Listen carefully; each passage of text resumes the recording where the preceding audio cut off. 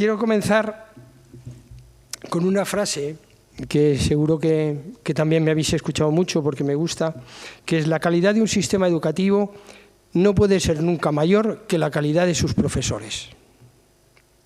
La calidad de un sistema educativo tiene como techo la calidad de sus docentes. El nivel educativo de un país depende de la formación, la motivación y el aprendizaje permanente de sus profesores. No lo digo yo, son afirmaciones basadas en un informe, el informe McKinsey, de septiembre de 2007, que comenzaba, después de los 3 primeros informes PISA, comenzaba este informe que se titulaba «Cómo hicieron los sistemas educativos con mejor desempeño del mundo para alcanzar sus objetivos». Y en él ya se alertaba, como veis, el problema e incluso se daban pautas de solución. Realmente hemos avanzado desde 2007 en esto, aunque las recomendaciones para España estaban muy claras, centrándose que sus políticas se centraran en el profesorado, pues no lo sé. La evidencia disponible sugiere que el principal impulsor de las variaciones en el aprendizaje escolar es la calidad de los docentes. Las variaciones, los resultados, hay, por no ser extensivo, lógicamente, hay muchas evidencias disponibles de todo esto.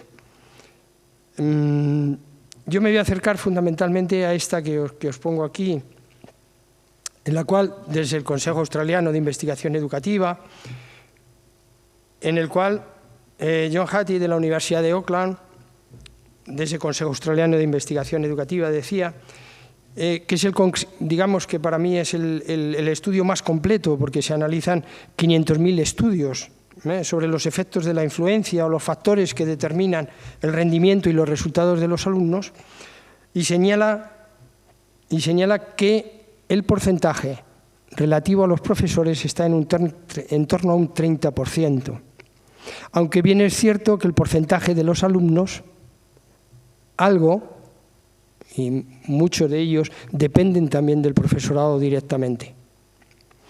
Es decir, los maestros marcan la diferencia.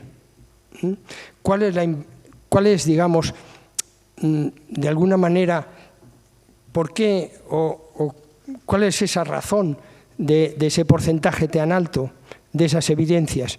Pues bueno, el estudio también aplicaba aquí aquellas situaciones de aprendizaje que tienen un efecto marcado y significativo en el aprendizaje de los estudiantes.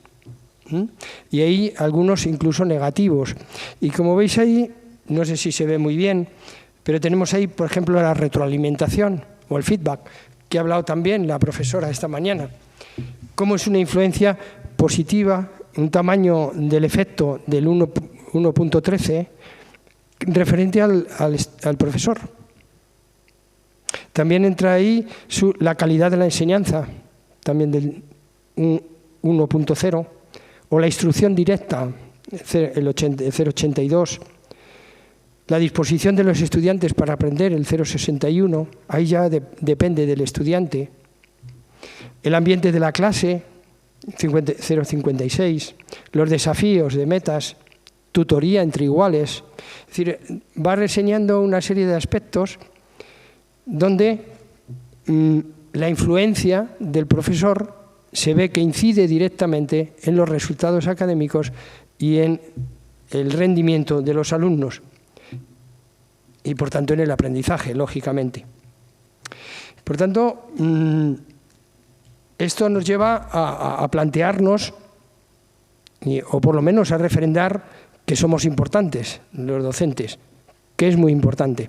También hay algunos estudios que reflejan también esto, que la brecha de desempeño entre alumnos a los que le asignaron docentes considerados eficientes y alumnos que estuvieron a cargo de docentes considerados ineficientes. La diferencia y la brecha es de 50 puntos porcentuales.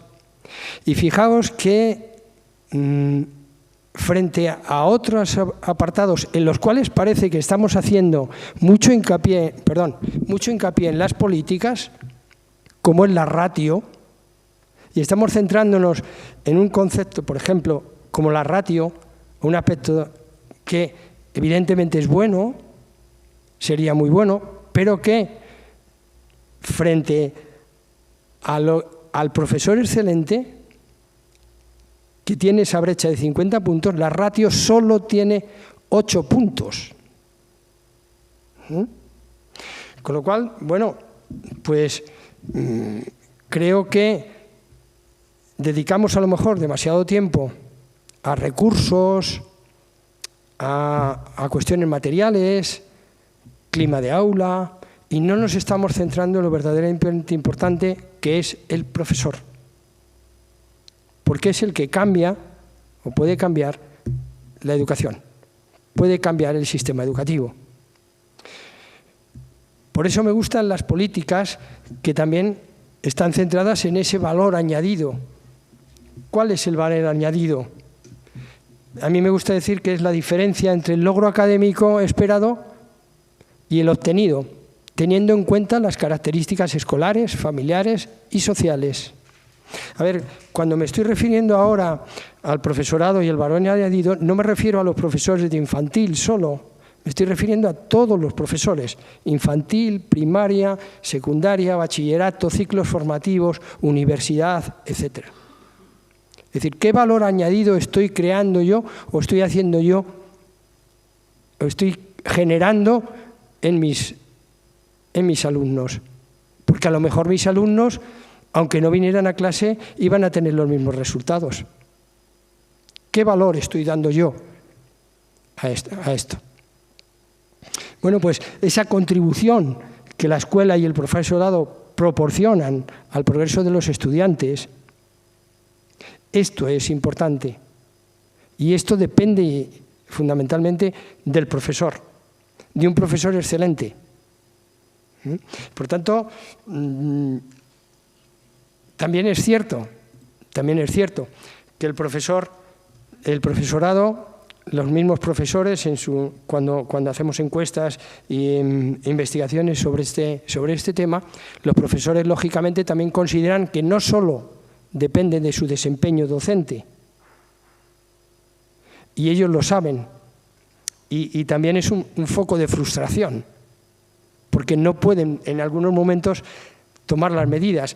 Mañana estará aquí don Jesús Puello, que es el secretario general, o es, digamos, el representante de los profesores en el Consejo Escolar del Estado, en la permanente, y también le podéis preguntar si él puede, incluso desde un órgano como es el Consejo Escolar del Estado, cambiar esas políticas. Entonces, muchas veces es frustrante. Claro, consideran los profesores que no solo depende de su desempeño docente, aunque veamos que es importante, porque depende también de la escuela. Cada vez está adquiriendo mayor importancia la escuela, la dirección, el liderazgo que se ejerce. Pero el liderazgo desde todos los puntos de vista. El liderazgo de profesores, coordinadores, tutores, etcétera, hasta el liderazgo en la dirección. Es el liderazgo pedagógico del que ojalá podamos, nos dé tiempo también a tener alguna jornada sobre ello en el centro de profesorado. Otro apartado importante es el contexto. Otro, el docente, y luego la política educativa. Una política educativa que de alguna manera me vais a perdonar porque no traía esa diapositiva, pero una política educativa que en muchas ocasiones estamos echando la culpa.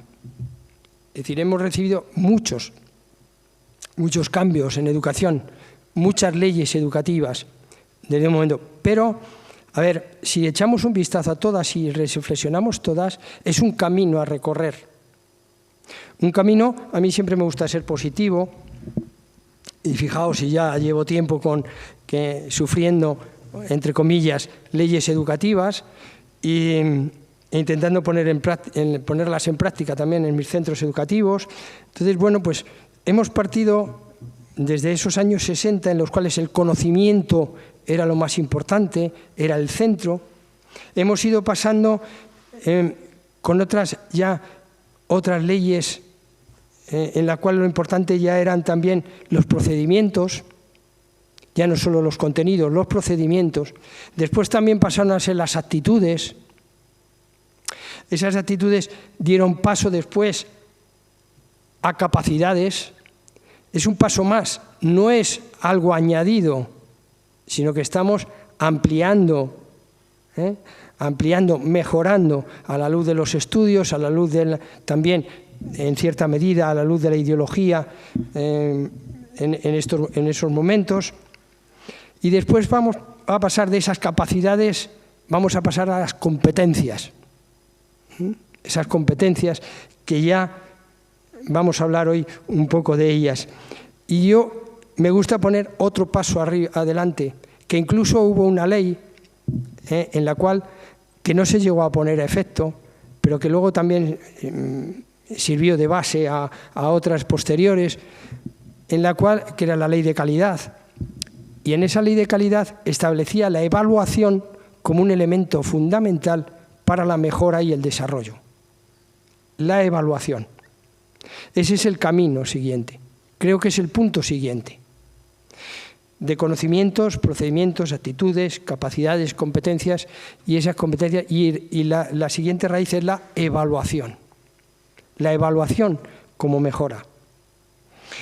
Y en eso estamos, en intentar que esa evaluación también forme parte del elenco de objetivos del educador. Partiendo de esa calidad educativa en la cual están estos 4 componentes dentro de ellos, también tenemos un hándicap, los profesores, que en algunos momentos se nos está valorando nuestra calidad, nuestra competencia profesional, nos está en relación al valor que la sociedad y al valor que el contexto da a su sistema educativo. Malos resultados educativos, mal sistema educativo y, por tanto, malos profesores. Es decir, que de alguna manera no nos vemos libres de ser comparados con el sistema educativo cuando vemos aquí que la calidad del sistema, la calidad depende de estos 4 conceptos, de la escuela, el contexto, los docentes, nuestra parte y la política educativa. Aunque en los resultados, como hemos visto anteriormente, a pesar de ello, los resultados dependen en un porcentaje muy alto del profesor, de su capacidad docente, de su competencia docente. ¿Vale? Yo creo que también es cierto que no se ha tenido en cuenta que las reformas llevadas a cabo, las leyes, no han tenido suficiente en cuenta a los profesores. No se han puesto el valor, el desarrollo profesional y personal de los docentes desde una perspectiva integral. Se han atendido a otras cuestiones, muchas a las cuestiones metodológicas. Estamos haciendo quizá demasiado hincapié en las cuestiones metodológicas y lo importante quizá sea pararnos a pensar y empezar las cosas por la base. Por eso hemos empezado las jornadas de hoy por la base, la identidad de la persona. Bueno, pues llega un momento en el cual yo creo que yo pienso que hay que centrar las políticas, o las políticas debían de haberse centrado en el profesor. Fruto de esto ha sido una serie de movimientos a partir de los informes, esto que veis aquí, TALIS, OCDE, el mismo Consejo Escolar del Estado, cuando estaba dirigido fundamentalmente por Javier López Rupérez, que escribió este libro en el año 2014, Fortalecer la profesión docente, que me parece un libro muy aconsejable, incluso que dio pie a ese informe McKinsey que he dicho antes, y este libro que dio pie, porque así está en los agradecimientos, pone aquí a Jesús Puello, que vendrá mañana por la tarde, por invitarme a la conferencia inaugural del Congreso, en el cual se preparaba ya el futuro de la profesión docente. La creación de ese, digamos, algo en el cual pudiéramos centrarnos en la figura del profesor. Yo intenté en esa... Bueno, intenté, no, lo hice, luego ya no me hicieron mucho caso, pero bueno, por lo menos lo intenté. Digamos, entender el profesor desde el punto de vista integral, que formara parte directamente del sistema educativo, y lo que hice fue una ley, di forma a un borrador, lógicamente, de ley orgánica en 2016, donde aglutinaba la selección del docente, la formación docente, la carrera docente, etcétera. Todo ello en base a competencias. Un modelo competencial. Para que de alguna manera no tuviéramos que andar, porque el profesor ahora mismo, pues bueno, toma de aquí, toma de allá, la ley dice una cosa, habla de funciones, habla de metodologías, pero necesitamos algo que dé solidez, identidad, ahora vamos a ver ello, que cree nuestro propio perfil profesional. Y creo que eso lo tienen otras profesiones, pero no la de docente. Y estamos viendo que el porcentaje de influencia que tiene en la sociedad es muy alto. Independientemente que haya nuevas tecnologías, esos serán medios, pero el porcentaje sigue siendo muy alto y esperemos que siga siendo muy alto. Yo creo que sí, ¿no? Por tanto, yo creo que esta es la razón fundamental que justifica estas jornadas. Esta jornada justifica que el profesor debe tener más presencia, o yo creo que debe tener más presencia. Por eso empezamos de alguna manera, con una pregunta. La pregunta es, ¿realmente el profesor es el centro del aprendizaje? Digamos, ¿es protagonista de ese aprendizaje?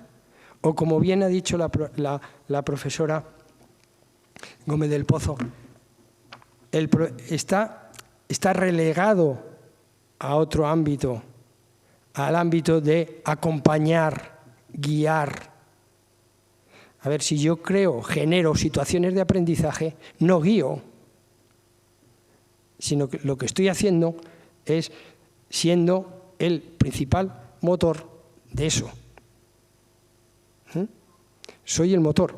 Lógicamente el alumno lo ejecuta. El alumno es de alguna manera independiente, lo hace él, es autónomo, o intentar la mayor autonomía del alumno, protagonista de su aprendizaje, lo que queráis. Pero quien genera el motor de eso, de esa situación de aprendizaje, es el profesor. ¿De acuerdo?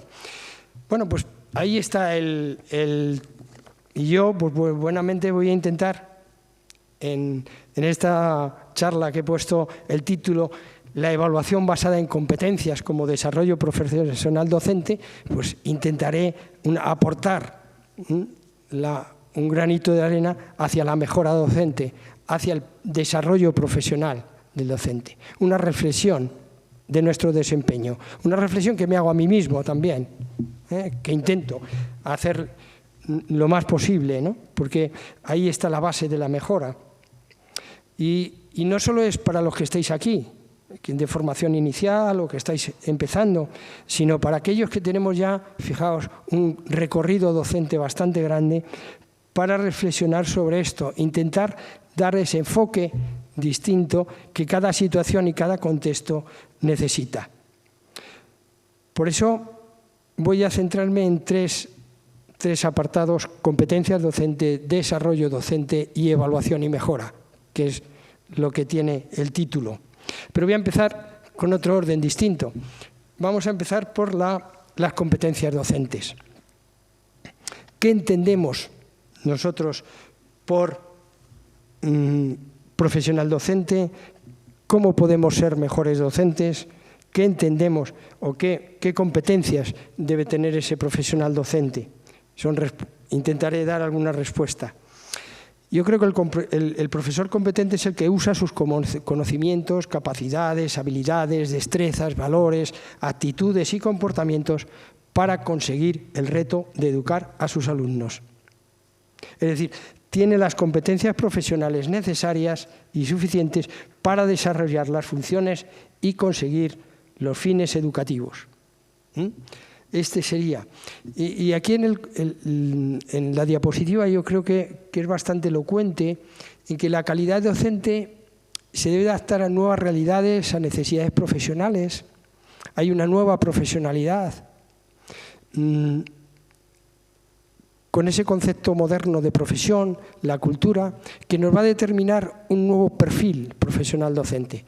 No un nuevo, quizá a lo mejor el desarrollo del verdadero perfil profesional docente que tiene sus bases, por ejemplo, en lo que hemos visto anteriormente en la conferencia anterior. Pero que ese perfil profesional docente debe estar basado en una serie de competencias personales y profesionales, como vamos a ver ahora, que nos va a dar una identidad, que además nos va a ayudar a conseguir el prestigio, que es una de las cosas que cuando hacemos alguna investigación con profesores aparece, es que cada vez estamos perdiendo más prestigio profesional. Bueno, pues quizá con la identidad, con ese perfil podemos conseguirlo. Por tanto, hay que reforzar ese perfil profesional, esa identidad, ese prestigio y crear todo ello en un marco competencial. Mirarlo desde esa perspectiva de las competencias. Voy a intentarlo, por lo menos. Por tanto, ¿cómo podemos ser mejores docentes? ¿Qué competencias tenemos que tener o qué debe tener un docente? ¿Soy un profesor competente yo? Bueno, pues alguna reflexión. Quizás si preguntáramos aquí en la sala ahora mismo qué competencias tienen que tener los docentes, pues me iríais diciendo cosas. Porque sea tal, que sea cual, que sea no sé qué, que sea no sé cuántos. ¿Tenemos un marco de competencias? ¿Un perfil? ¿O podemos sacar una lista impresionante de lo que nosotros creemos que son competencias del profesorado? Bueno, pues esto es otra de las preguntas. Partimos de ese cambio de contexto, un cambio de contexto generado por nuevas responsabilidades, la irrupción de las nuevas tecnologías, diferentes enfoques que tenemos de la situación y de la realidad. Quizá estamos en esa época de desenfoque de muchas cosas, ¿no? Entonces necesitamos quizá esos diferentes enfoques que hay, dar un enfoque real, riguroso y realmente verdadero, la búsqueda de la verdad, ¿no? Luego también tenemos una serie de críticas, ya he dicho que muchas de ellas relacionadas con el valor que se da al sistema educativo y los valores que los distintos informes están dando a nuestro sistema educativo. Y quizá entonces a lo mejor ahora resulta que como en PISA los de Castilla y León hemos salido muy bien, pues los profesores de Castilla y León pues somos buenos. Pero no así a lo mejor los de otras comunidades que han salido peor parados. Porque se intenta esas críticas relacionarlas unas con otras. También hay otra serie que es la adecuación del currículo.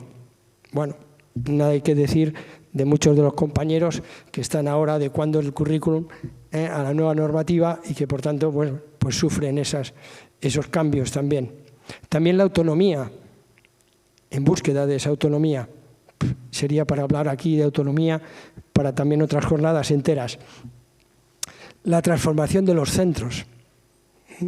Ya he dicho que cada vez tiene mayor importancia el centro educativo, porque es realmente quien pone en práctica las políticas educativas, lo que pone en práctica el sistema educativo, el que organiza, el que estructura.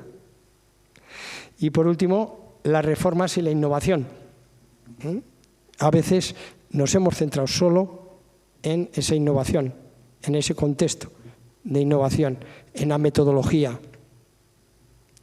Y la metodología depende en muchas ocasiones, de la nueva normativa, de la reforma que se ha tenido en cuenta, ¿no?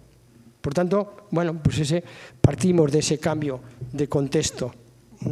Por tanto, todo esto nos puede llevar, junto con los informes, los resultados, el marco normativo, nos puede llevar a un nuevo modelo.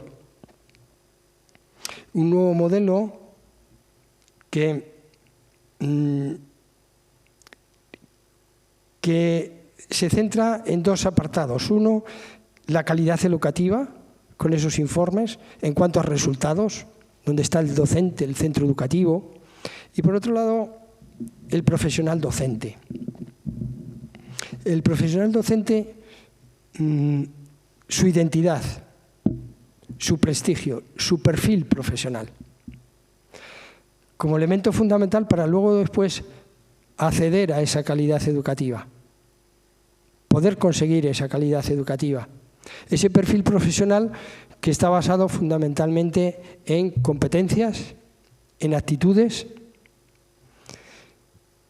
y todo ello, esas competencias y actitudes que veis ahí, impregnado en los valores. Por eso la pregunta que yo he hecho a Esther esta mañana, realmente la relación entre la libertad y la toma de decisiones. Entendiendo la libertad siempre y la toma de decisiones, no puede haber libertad, porque las tomas de decisiones se hará libremente en función de los valores que cada uno tenga. Con lo cual, eso es importante trabajarlo. Pero claro, yo me estoy refiriendo ahora, no me estoy refiriendo a los niños o a los jóvenes, me estoy refiriendo a los profesores. Mi toma de decisiones, aquí sería también para otra conferencia larga, la cantidad de toma de decisiones que tiene un profesor a lo largo del día. Sería para hacer un estudio. Los hay, pero ya no me acuerdo, no puedo decir referencias. Pero desde que entramos por la puerta por las mañanas, la cantidad de toma de decisiones, todas fundamentalmente basadas en, lógicamente, la toma de decisiones en la libertad docente, en la libertad de la persona que ejercita esos valores. Y entonces nuestras competencias, nuestras actitudes van a ir impregnadas de esos valores. Porque tenemos muy claro ese apartado de funciones, que es lo que pone la normativa y la legislación. Y aparece en la normativa y la legislación solo eso. Es decir, no habla de competencia, no habla de cómo debe ser el profesor, qué profesor será. Por eso necesitamos un ámbito en el cual se especifique bien lo que es el profesor, qué perfil tiene, qué perfil profesional, qué debe tener. Bien especificadas las funciones en el sistema educativo, en la normativa, en la ley, pero la otra parte está todavía por descubrir. O eso se sobreentiende lo que son competiciones, se sobreentiende qué competencias deben tener, se sobreentiende qué es lo que nosotros tenemos que hacer en el centro, en el colegio, en la universidad, pero nos falta reflexionar, sentarnos a poner eso en claro.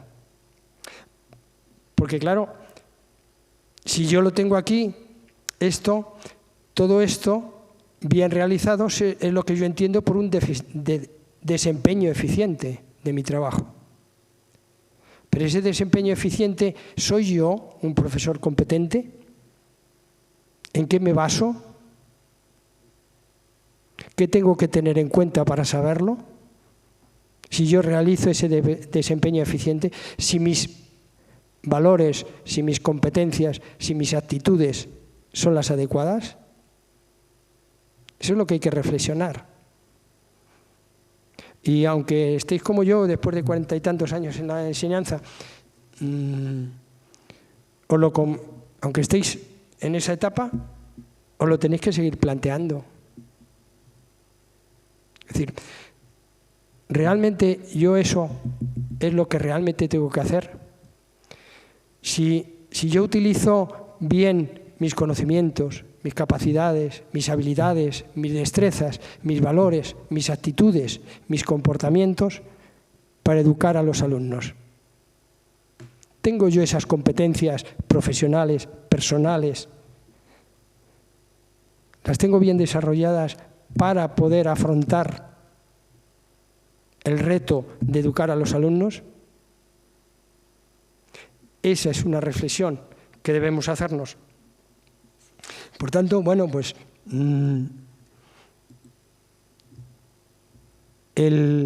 ante esa situación vamos a intentar que ese perfil profesional esté basado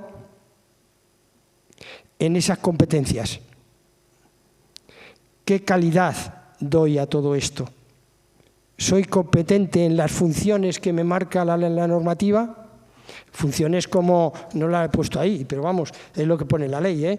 Las funciones, programación y la enseñanza de los demás, la evaluación del proceso, la tutoría de los alumnos, la orientación educativa, la promoción de las actividades complementarias, la información a las familias, la participación en la actividad del centro, todas esas funciones que yo tengo claras, ¿eh? ¿Soy competente en ellas?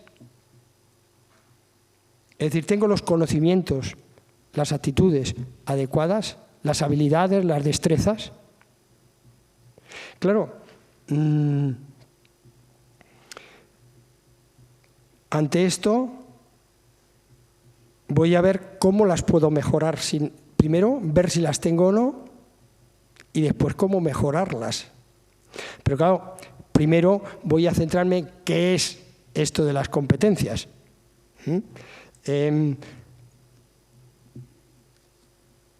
Todo lo que supone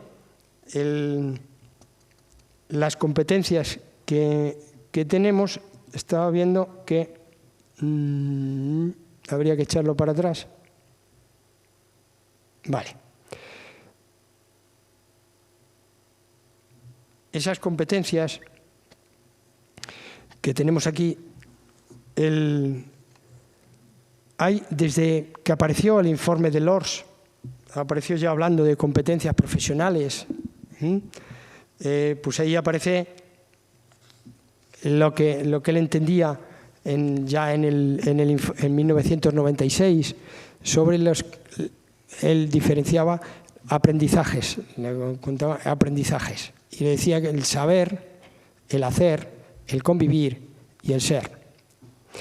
Y esto posteriormente dio paso a DESECO, al DESECO, que es la definición y selección de competencias que hizo la OCDE, y ahí ya sí que hablaba de competencias en un primer momento, y hablaba de estas tres partes: uso de herramientas, estructura de grupos heterogéneos y actuar autónomamente. Daba 3 pinceladas sobre esto. A partir de ahí, bueno, pues ya hemos aparecido, o ya han aparecido también otra serie de estudios y otra serie de publicaciones con un modelo ya más holístico de acción profesional, en el cual para un desempeño eficiente de la profesión son necesarias ya algunas competencias, como es la competencia técnica, el saber. Es decir, ahí entiende como poseer conocimientos especializados y relacionados con determinado ámbito profesional que permiten dominar como experto los contenidos y tareas acordes a su actividad laboral. Otro apartado de carácter metodológico, que sería el saber hacer, ¿no? Poseer conocimientos especializados y relacionados con determinados ámbitos profesionales que permiten dominar como experto los contenidos y las tareas acordes a su actividad laboral, a su actividad educativa o docente, mejor, ¿no?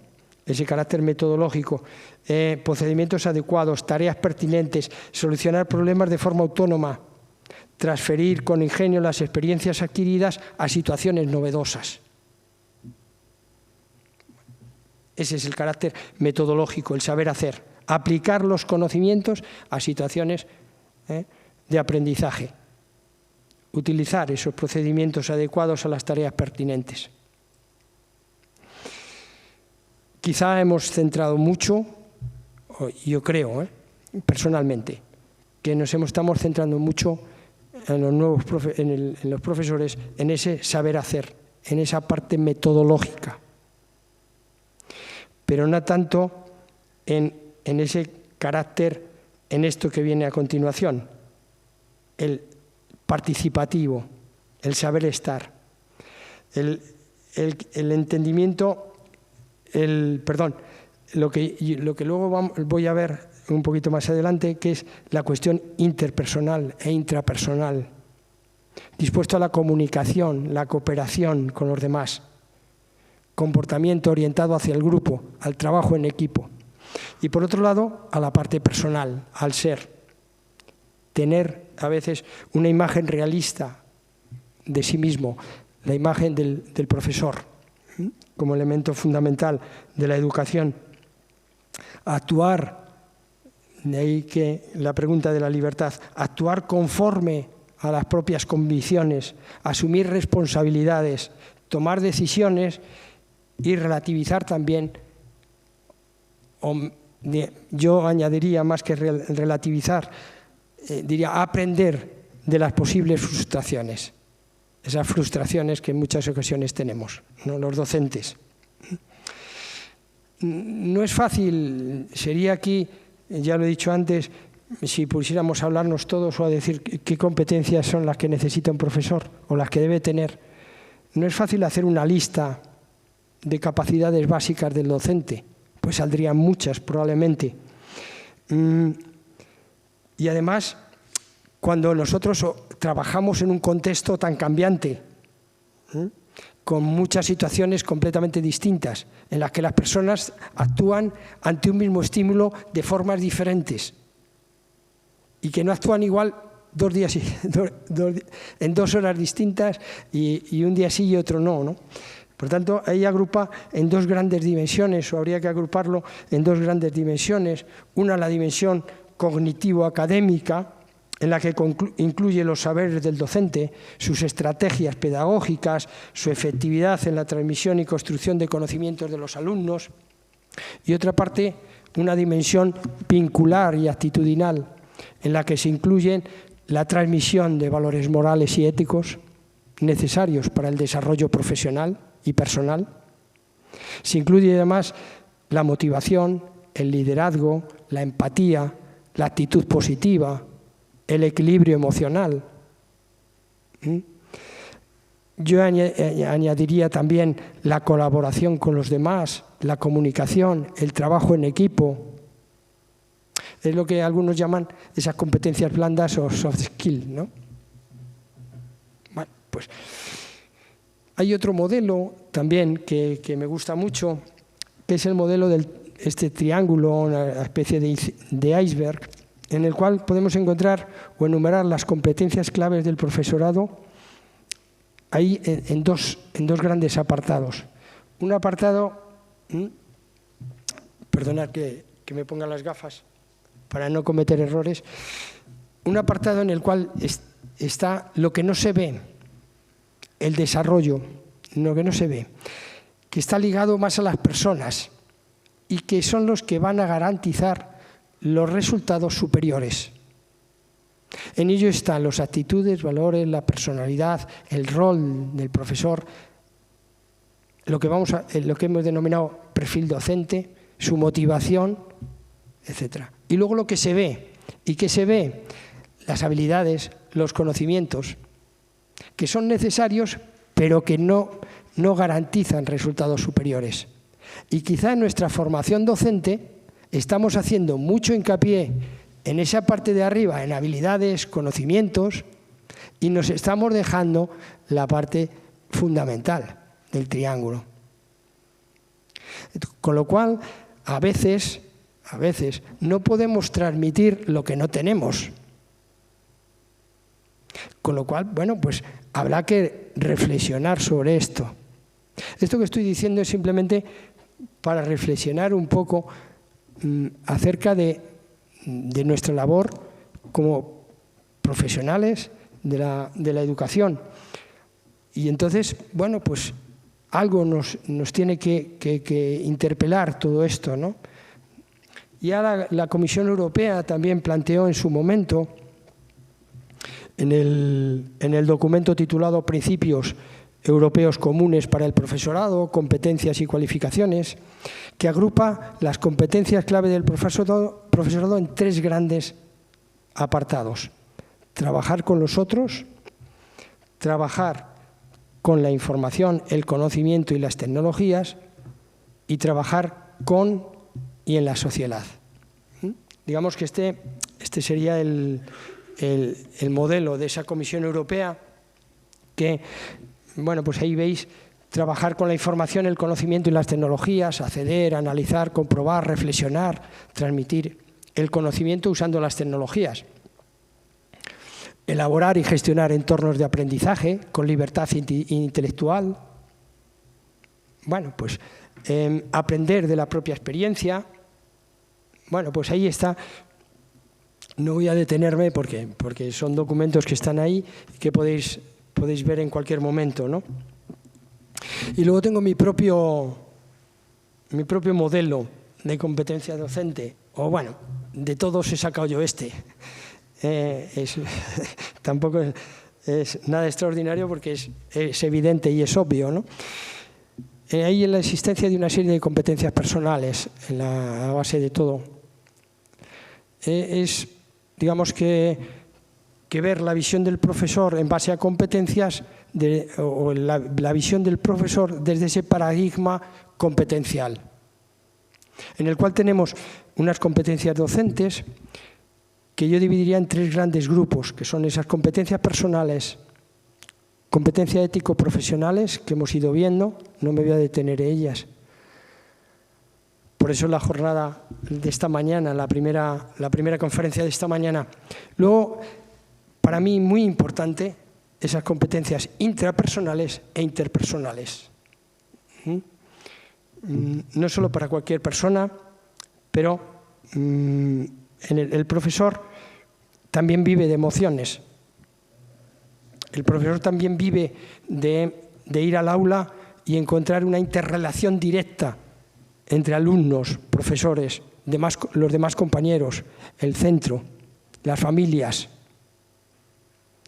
Y cada vez es más necesario poder tener esa competencia personal para poder desarrollar luego después en el alumno los aprendizajes. Pero si no la tenemos, difícilmente lo vamos a conseguir. ¿De acuerdo? Por tanto, esto es para reflexionar acerca de, lo estoy haciendo yo, interiormente, es realmente, ¿tengo yo esa competencia?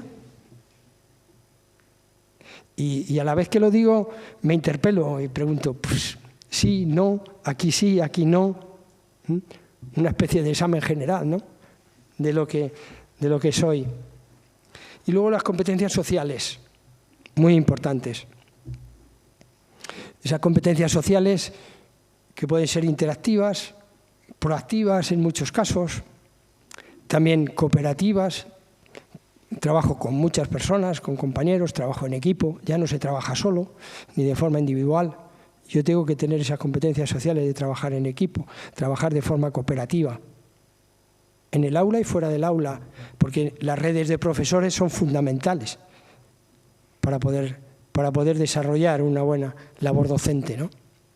También comunicativas, esa comunicación formal e informal. Ya se habla de todo el estudio de gestos, ¿no? Incluso. Y hoy lo ha dicho aquí la profesora, es decir, yo estoy en un centro educativo, soy profesor y soy un modelo. Y en algunos casos como un actor, en el cual estoy aquí y yo transmito, comunico constantemente. Y ya vais, mañana por la mañana veréis a 2 personas que tienen ese don de la comunicación, ese don de transmitir a las personas, de transmitir a los demás.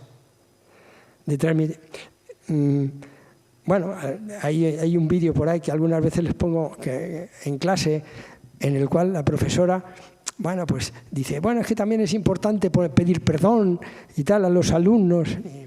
Y bueno, había tenido una clase en la cual pues había explicado las cosas al revés, ¿no? En las matemáticas y la había explicado al revés. Entonces decían los alumnos al día siguiente, bueno, pues perdonar, pero es que lo que os dije ayer estaba mal y tal. Y algún alumno le dice, sí, ya nos habíamos dado cuenta, pero bueno, como usted estaba tan emocionada y tal, y estaba tan motivada en esto, pues la hemos dejado seguir, no se preocupe. Es decir, ese afán de motivación, de yo comunicar aquello que tengo, se nota también, es cierto, que si no lo tienes, no lo comunicas. Tienes que ser muy buen actor para poderlo hacer, ¿no? Y bueno, y luego las competencias profesionales, que eso quizá será más fácil, que son esas competencias cognitivas,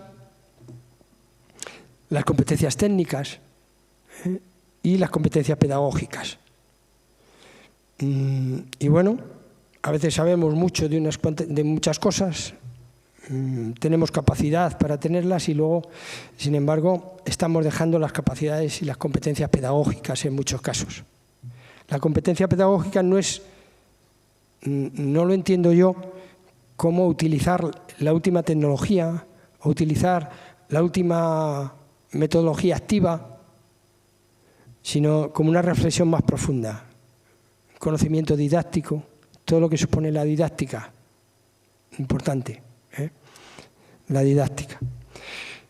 Y bueno, aquí hay profesores de didáctica que lo pueden perfectamente demostrar, esa parte que es fundamental para el profesor. Y siempre teniendo en cuenta el contexto.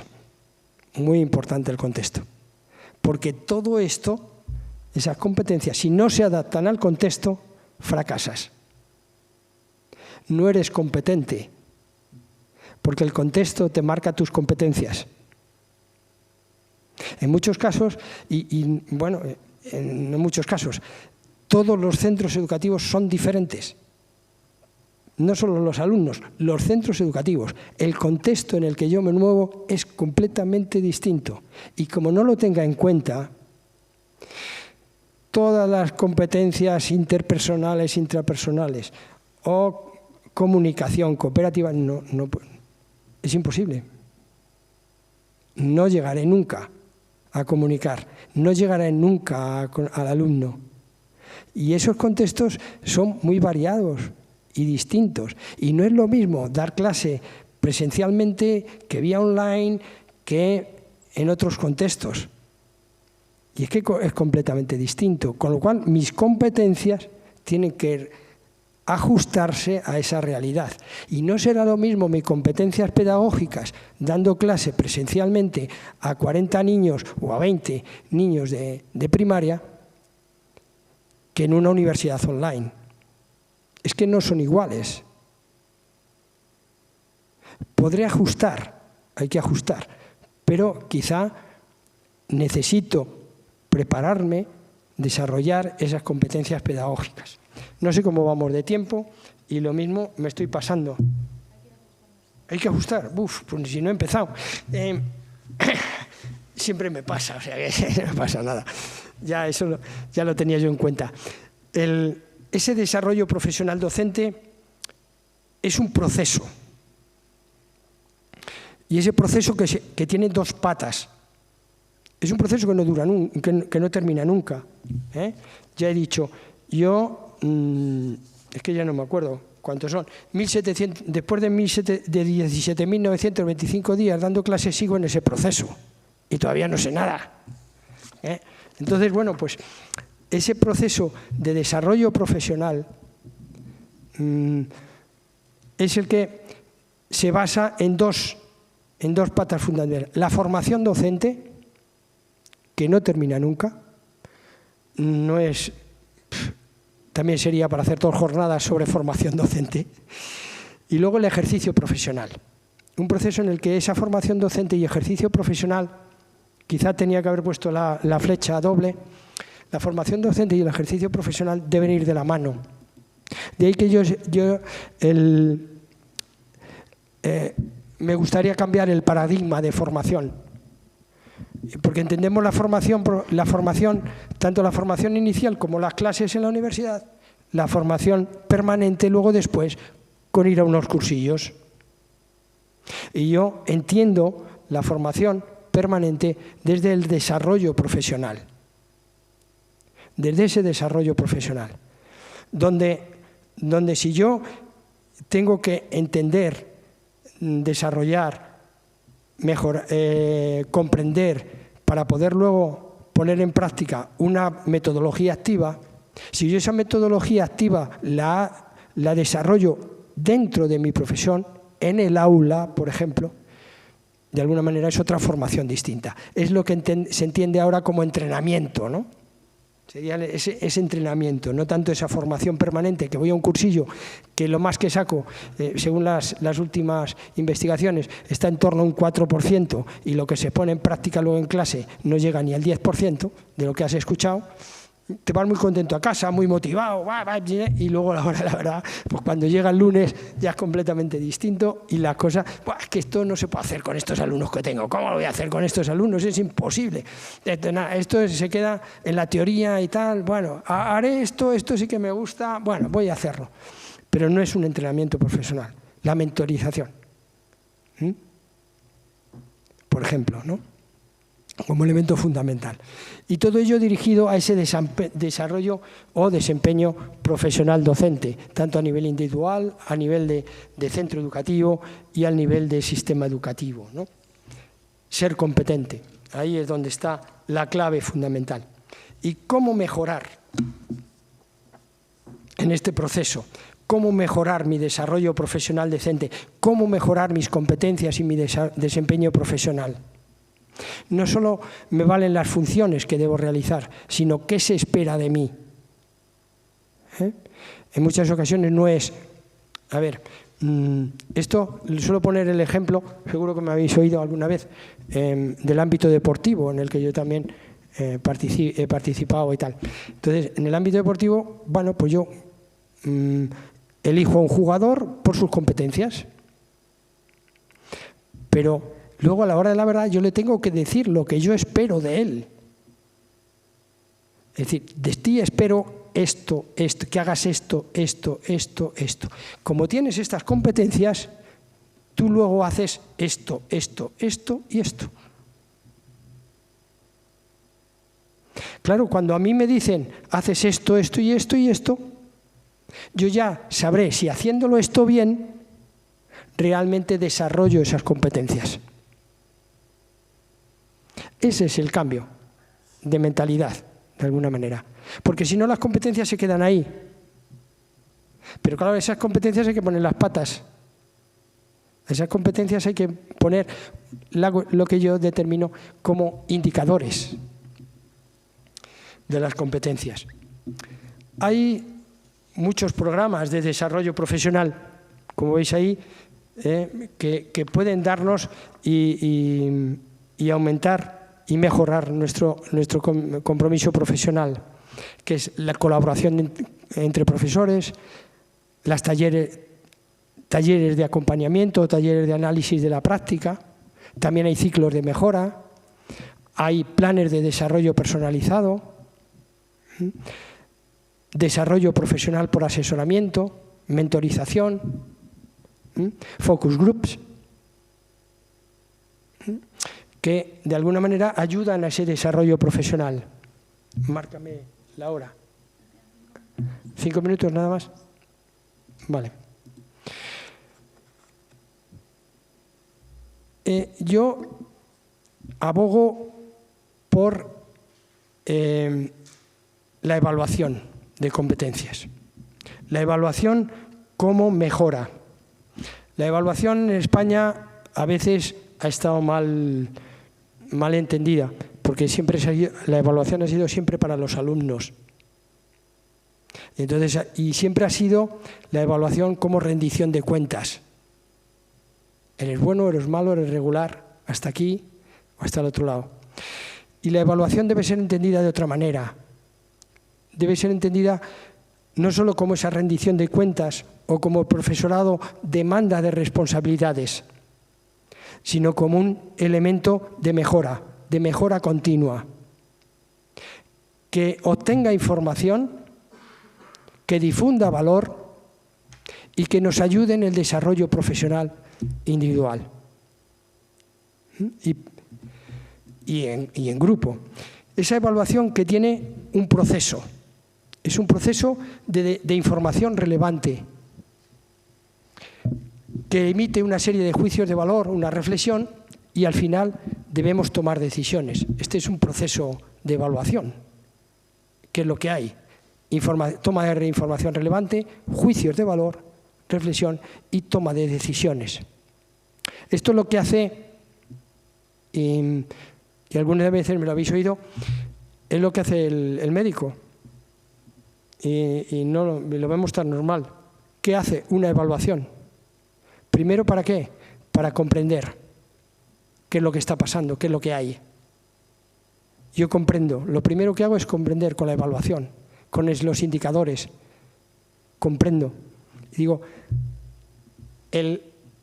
yo estoy así, o mi compañero está así, o el profesor está así. Pero eso no valdría de nada si no hay una comparación, que es la evaluación. Es decir, claro, cuando yo me hago unos análisis, me dice, usted está así. Claro, y luego viene la comparación, que es lo peligroso. Y entonces me dice, si usted está así, entonces es que lo tiene muy alto, muy bajo, o mire usted a ver qué es lo que tiene que hacer. Y a partir de esos indicadores y esas evidencias, a partir de ahí tomo decisiones. Y me dice el médico, mire, tiene que hacer esto, esto, esto y esto y esto, para mejorar, porque si no usted no mejora. Usted verá lo que hace. Claro, esa comprensión y esa comparación en base a evaluación, ¿quién la hace? ¿Cómo la hacemos? Ese proceso de mejora continua, en el que yo puedo tener muy claro cómo estoy y a partir de ahí qué es lo que tengo que hacer y cómo lo tengo que hacer. Y a partir de ahí plantear y organizar cómo voy a mejorar. Y luego volver otra vez de nuevo a evaluarme cómo lo he realizado, cómo lo he hecho y cómo tengo que mejorar en mi trabajo y en mi profesión. Y eso no lo hacemos, se queda en algo subjetivo muchas veces, es decir, en la mente. Así bueno, ya veo fenomenal, bueno, estáis todos atentísimos, todos no sé qué, esto es fenomenal. Es objetivo, es subjetivo, es mi forma de entender. Y de ahí muchas veces no bajamos en nuestra reflexión docente. Por tanto, hay que tomárselo bien en serio, en base a una evaluación docente, una evaluación constante, pero con una serie de indicadores, pero indicadores serios e indicadores que se puedan evaluar y cuantificar. Porque así me daré cuenta si realmente yo soy competente o no, y si estoy desarrollando lo que se espera de mí o no. Por tanto, yo tengo que buscar datos y evidencias que de alguna manera me hagan reflexionar, me hagan analizar mi situación, mi desempeño docente y a partir de ahí la toma de decisiones. Y entonces yo podré decir, soy competente en esto, en esto, en esto, o no lo soy, en base a esos indicadores. ¿Para qué? Para comprender cómo estoy, para saber cómo estoy y de ahí poder, y en comparación con lo que realmente tiene que ser, yo puedo reflexionar sobre mi ejercicio docente, elaborar juicios de valor, compararme y tomar decisiones. ¿Para qué? Para mejorar mi práctica, para mejorar el desempeño docente, para tener mayor motivación y, por último, lógicamente, desarrollar mi profesión, desarrollarme personal y profesionalmente y mejorar las competencias. ¿Cómo lo puedo hacer? Pues yo, algunos modelos, como este de la Junta de Castilla y León, para evaluación, la Consejería de Educación de la Junta de Castilla y León, aunque lo sacó para formación de profesores, era en un primer momento lo que intentaba, lo que se hace es buscar ahí y poner, digamos, indicadores de cómo veis ahí cada una de las competencias. Y en el saber aparece competencia científica, cognitiva, conocimiento y gestión del mismo. Y a partir de ahí dice conocimiento en el área de educación, conocimiento en el área de materias y módulos curriculares, gestión del conocimiento. Es decir, que de alguna manera está desmenuzando, las competencias. Y ya yo no me tengo que ver a ese amplio espectro de esa competencia del saber, sino que me voy dedicando a indicadores claros de poderlo realizar. Indicadores que deben ser objetivos, alcanzables, etcétera, ¿no? Concretos, comprensibles, que sean graduables, que sean comunes y válidos para todos. De alguna manera, todos estos indicadores. ¿Y cómo lo puedo hacer? Bueno, pues desde el análisis DAFO tan sencillo, en el cual yo puedo ver mis debilidades, amenazas, fortalezas y oportunidades en base a esto, en base a poner muy claro lo que yo denomino el mapa de competencias, donde estén por un lado las competencias y por otro lado los indicadores claros de lo que yo debo realizar en un momento determinado. Y también a partir de ese análisis, la reflexión de los puntos fuertes, áreas de mejora, evaluación y planes de mejora. Pero hay también, y lo he traído aquí, otros aspectos importantes, otros modelos importantes de reflexión y de análisis, como es un cuestionario de autoevaluación, en el cual este cuestionario de autoevaluación, este cuestionario de autoevaluación es eso, las competencias a un lado y ponerle patas y graduar. Y ya yo sí, ahí podré ver desde este punto de vista cómo es mi metodología didáctica y si yo tengo esa competencia, por ejemplo, y aquí pone, ¿se utilizan en las clases una metodología que está suficientemente adaptada a las necesidades de los alumnos? Del 1 al 10 o del 1 al 4, una escala Likert, lo que... Y entonces yo a partir de ahí, yo sí, ya sé dónde estoy. Si yo reviso todas las evidencias, ahí todas las que estén del 4 para allá, rojo, del 4 para allá, verde. Muy claro. Y ahí me tienen muy claro dicho, a ver, rojo, tienes que cambiar. Verde, tienes que cambiar. Hay otro modelo, ahí también lo mismo, competencias.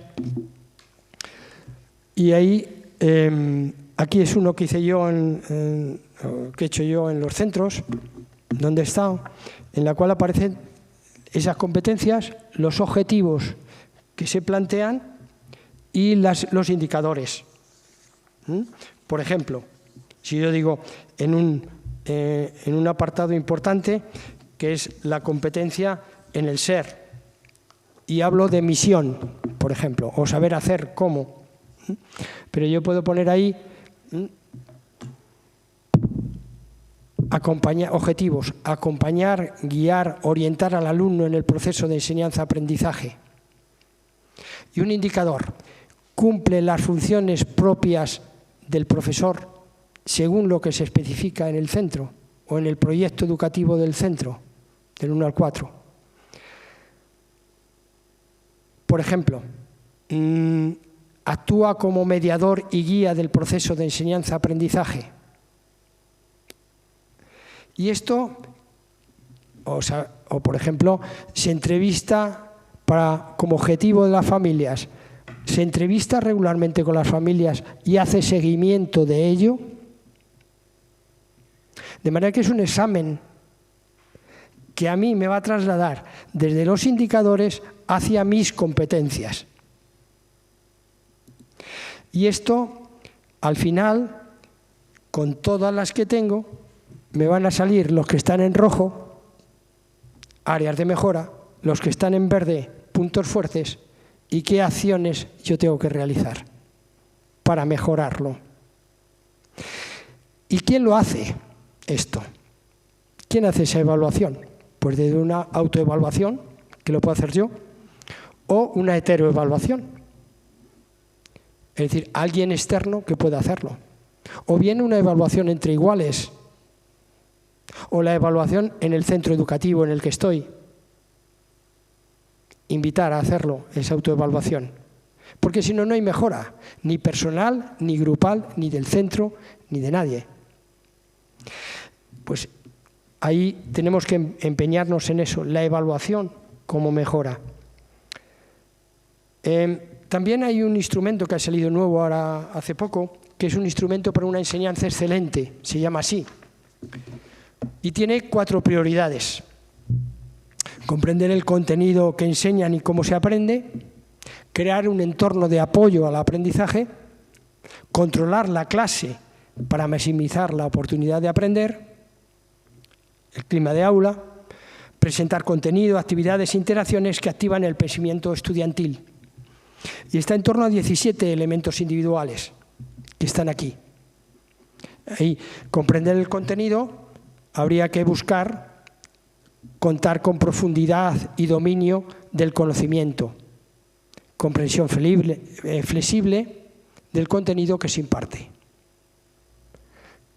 Ahí tiene 4, otras, crear un ambiente de apoyo tiene otras 4, maximizar la oportunidad de aprender tiene 3, y otra que es el activar el pensamiento profundo, ese pensamiento crítico del que en PISA salimos bastante mal, por cierto, que es la estructuración, ofrecer a los estudiantes una secuencia de tareas adecuadas, razonamiento, visión global, ideas claves, etapas de progreso, adecuar las tareas a las necesidades. Todo eso son preguntas que nos podemos hacer. O bien que podemos ponerlas encima de la mesa para hacer un grupo o un equipo de trabajo. Y a partir de ahí tomar decisiones. Mejora. Pero entendido no como que lo hago mal. No entendido como, es que esto, qué desastre. Sino al revés, entendido como mejora, ¿no? Por tanto, y termino, en la medida en que los docentes reflexionemos y evaluemos nuestras competencias y nuestro ejercicio docente en base a indicadores de competencias, indicadores objetivos, seremos capaces de tomar decisiones siempre orientadas a la mejora de nuestra práctica, que lógicamente redundarán, sin lugar a dudas, en nuestros alumnos, en nuestros centros y en el sistema educativo. Y eso es nuestra responsabilidad. Y nada más. La verdad es que me ha costado sintetizarlo en poco tiempo. Muchas gracias. Gracias por ayudar. No sé si hay lugar a preguntas. Bien, no sé si alguien tiene alguna pregunta. Diana. Diana, muy bien. Bueno, la profesora. Y la repetimos.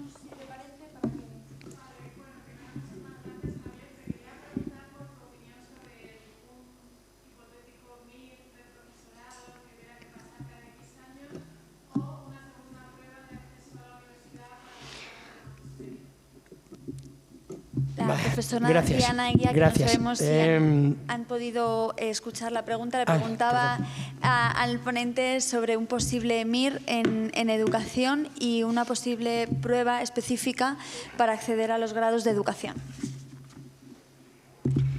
Quien primeramente he traído el libro precisamente, me alegro que hagas esta pregunta, porque aquí aparece uno de los que primero aparece el concepto de MIR educativo, es precisamente este libro, Rupert, algo más en unos documentos anteriores, y dice en un capítulo, el acceso a la profesión docente y el potencial del MIR educativo. Y lanzando esto, al lanzar esta proposición, esta propuesta, pues nosotros, el equipo de trabajo, y yo me lancé en esa hipotética ley orgánica de función docente, lógicamente en base a competencias. Uno de los apartados importantes es el de la selección docente como un elemento fundamental, elegir a los mejores. ¿Cómo elegimos a los mejores? Bueno, y analicé también lo que se hacía en otros países. Y lógicamente todo tiene sus pros y sus contras. Hay países que seleccionan antes y otros que seleccionan después. Entonces, yo propuse varias situaciones, pero que debían de estar, tomar el toro por los cuernos y plantearnos bien esta situación. Pero de forma realista. No vale con decir un MIR educativo, un no sé qué y tal, sino que se pueda poner en práctica, tal como está estructurada la universidad, tal como está estructurada los grados, tal como está estructurada la función docente. Que una cosa es lo que se puede decir, lo que nosotros creemos, y otra cosa es que no. Entonces planteábamos esa cuestión y yo planteaba la posibilidad de hacerlo anteriormente, por ejemplo, de forma realista, atendiendo a los distintos grados. Si yo soy graduado o estoy estudiando física y luego me quiero dedicar a la docencia, es lógico que yo, desde mi formación inicial en física, esté planteando algunas asignaturas o alguna cosa que tenga un perfil docente, que lógicamente es voluntario, pero que necesita que en las universidades, en todas las universidades y en todos los grados, aparezca personal pedagógico, psicológico, etcétera, para dar esas pautas. Claro, en un año la formación inicial no creo que sea la más adecuada, aunque estos alumnos estudien mucho, los que veo aquí, ¿no? Pero aunque estudien mucho, no sé si es lo más adecuado. Es decir, que de alguna manera ya estamos haciendo una pequeña selección. Pero claro, topamos también con la universidad. ¿Qué diría la universidad si de buenas a primeras decimos que el acceso es restringido? Que solo acceden los mejores. ¿Qué pasaría? Yo creo que es imposible. Luego nos planteamos a posteriori entonces. Y si es a posteriori, y yo planteaba lo mismo para profesores de la concertada, pública o privada. ¿Por qué? Porque al final ejercemos lo mismo, la misma profesión. Entonces, ante esa situación, tenemos que plantear la existencia, o yo planteaba la existencia de un órgano. Esto salió en Dialnet, en el 2016. Entonces, bueno, pues planteaba la existencia de ese órgano en el cual se planteara primero, qué plazas necesita España realmente de profesores. Porque claro, también es cierto que el MIR sanitario también ha creado sus problemas y está creando sus problemas. Luego, a lo mejor no es el adecuado. Y si se han pegado y si tienen una serie de problemas en la sanidad, que ya lo tienen, no hagamos nosotros lo mismo.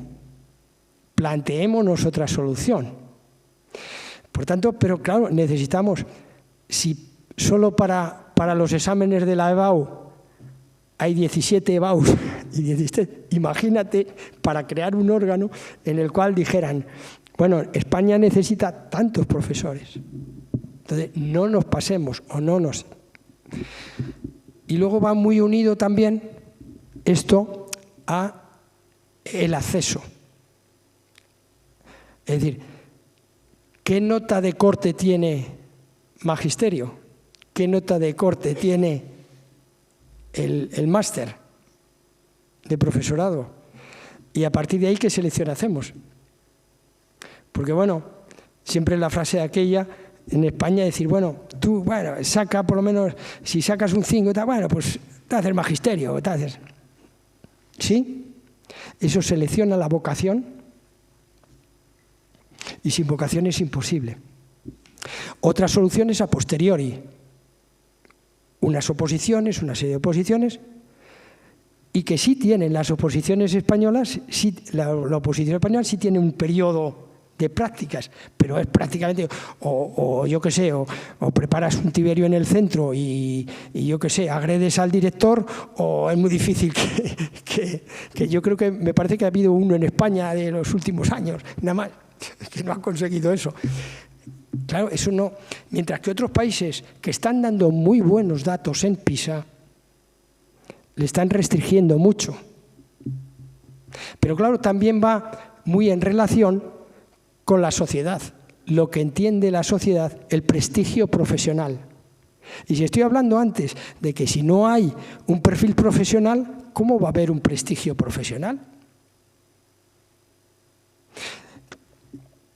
Y todo es un mare magnum de cosas que sí se dice mucho, pero que claro, llevamos dando vueltas al MIR educativo muchísimo tiempo, porque yo creo que Rupérez ya lo dijo en el 2000, esto es del 2013 que le conocí yo en Zaragoza con estas jornadas que dieron pie a esto, y yo creo que incluso antes lo estaba diciendo ya, y no se ha puesto en práctica. Claro, ¿por qué? Hay que tomar medidas. Aquí es todo cuestión de tomar medidas. Tomen ustedes medidas, pero necesitamos una medida urgente de profesorado en el cual nos diga cómo es la selección de profesores, una buena selección, cómo es la buena formación inicial, cómo es la formación permanente y la carrera docente. No puede ser que la carrera docente, un profesor que entra ahora, cobre lo mismo que uno que lleva 20 años, ha hecho 20 proyectos, ha escrito 5 libros y ha hecho innovaciones educativas. ¿Dónde vamos? Es decir, el escalafón, o para ser director, no importa, no hace falta nada, solo hay que levantar la mano y decir, oye, como no quiere nadie, yo quiero ser, pues vale, oye, qué bien, el mejor, como las comunidades de vecinos, ¿no? Y así estamos, y ese es nuestro problema. Y alguien tiene que tomar decisiones, pero veo que cada vez tenemos menos, por lo que yo veo a mis compañeros, ahora mismo, y lo dirá, o lo podéis decir, mañana por la tarde lo dirá Jesús Puello, si lo decís, si lo preguntáis, en el cual, pues ahora mismo no hay interlocutor válido en el ministerio. Ahora mismo, llevamos unos años que no hay interlocutor válido. Porque sabéis que la ministra fue antes portavoz del gobierno y tal. Está otras cosas. ¿Por qué? Porque esto tira. Más o menos bien, va tirando. ¿Por qué? Por el profesor, por los profesores. Vamos a darle la importancia que tienen los profesores. Si es que si este país está eso, es por los profesores, el sistema educativo. Pero claro, los males del sistema educativo también redundan en los profesores. Bueno, me extiendo mucho, perdóname. Perdonadme. Muchas gracias. No sé si hay alguna pregunta más.